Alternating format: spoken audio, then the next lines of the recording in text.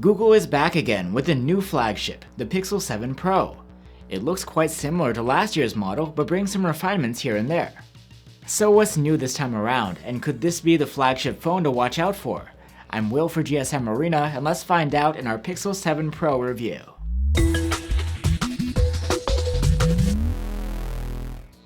Last year, Google introduced some big changes to its Pixels, but this year they're sticking to pretty much the same mold, with a few incremental upgrades.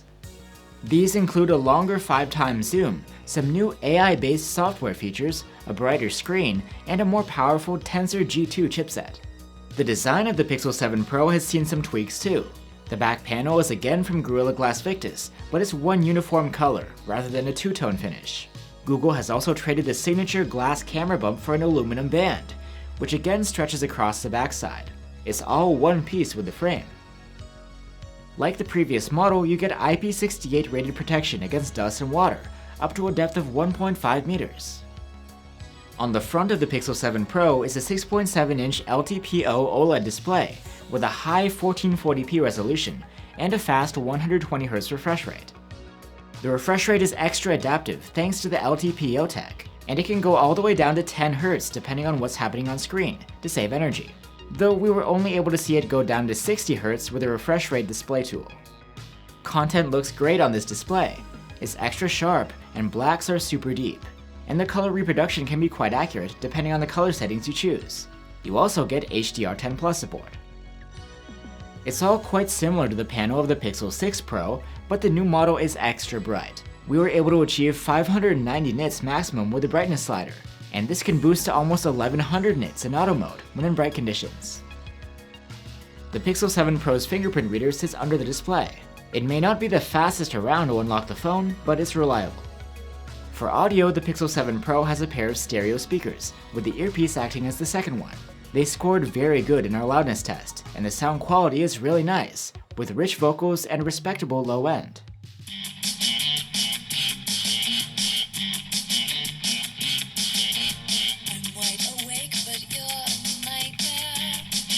And for storage, the Pixel 7 Pro comes with 128, 256, or 512 gigs of storage, but that's not expandable through microSD.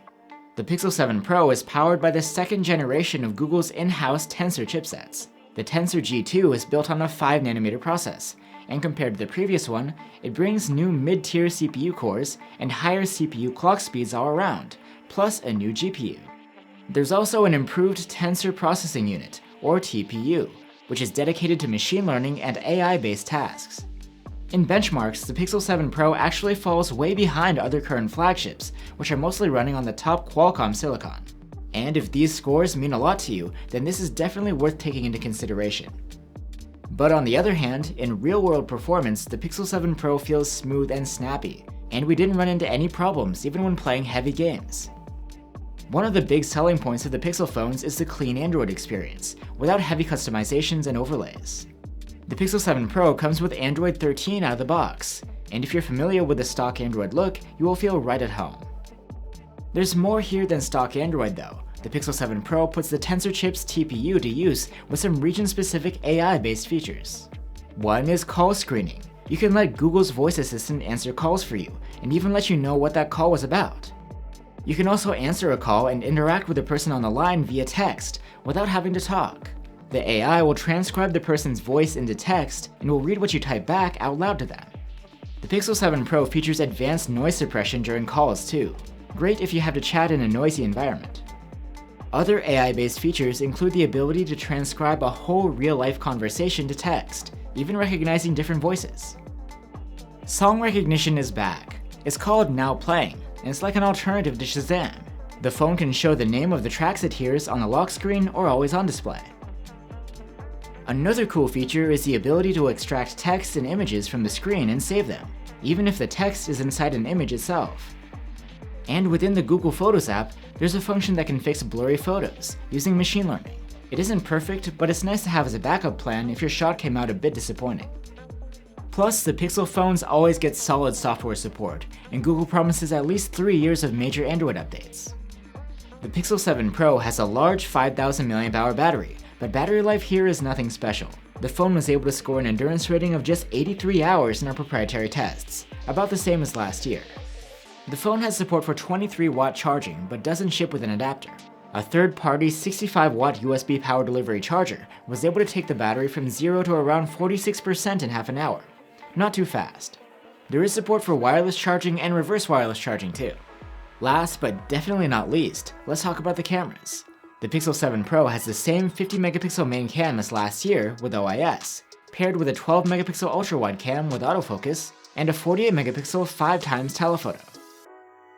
Daylight photos out of the main camera are predictably great. You get that signature pixel look.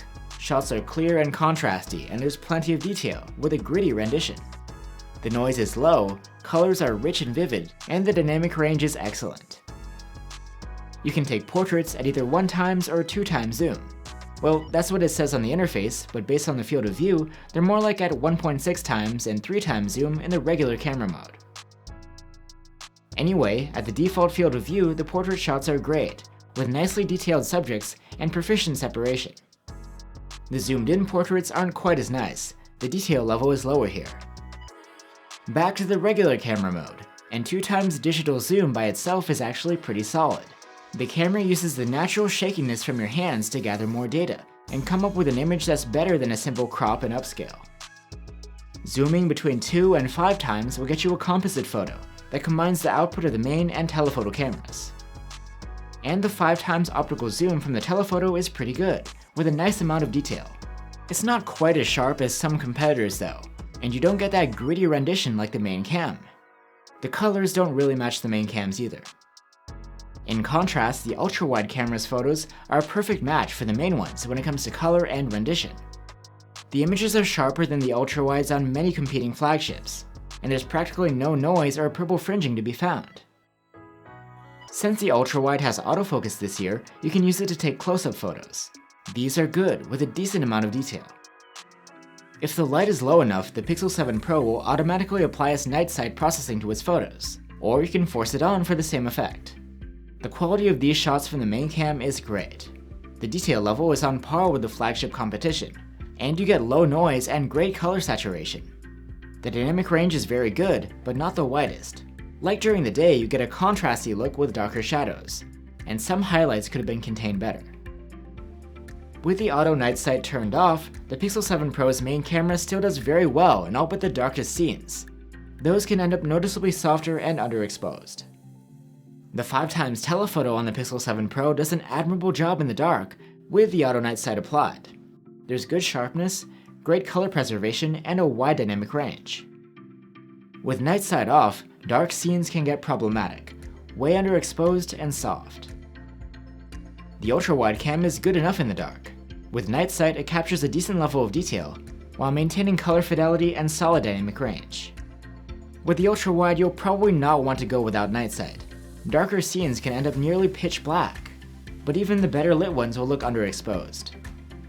Selfies are taken with a 10.8 megapixel front-facing cam, and you get both a cropped and a wide field of view to choose from. In the wide setting, the results can be very good, with nice detail, colors, and dynamic range. But that's only in good lighting. Backlit or indoor scenes leave more to be desired. The less wide or cropped in field of view is decent, but slightly softer, and the quality is again very light dependent. The Pixel 7 Pro can record video in up to 4K at 60 FPS with all of its cameras. Footage from the main cam is great. There's lots of fine detail and essentially no noise, and you also get excellent contrast and vivid colors.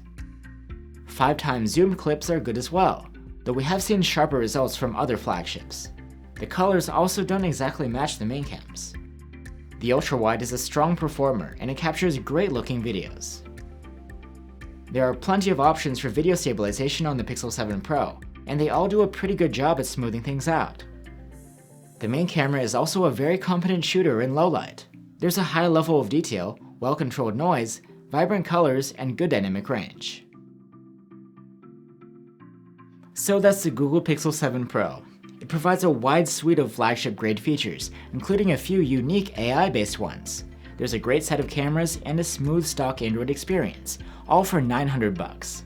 The battery life and charging here could be better, and if you care about benchmarks, you can find a more powerful chipset elsewhere, but probably the biggest downside is that the Pixel phones aren't sold globally. Some of those aforementioned AI features are region and language specific too. Still, in the end, the Pixel 7 Pro is a nice refresh of the previous model. It has a lot to offer and is worth recommending if you can find it available. Thanks for watching guys, and see you on the next one.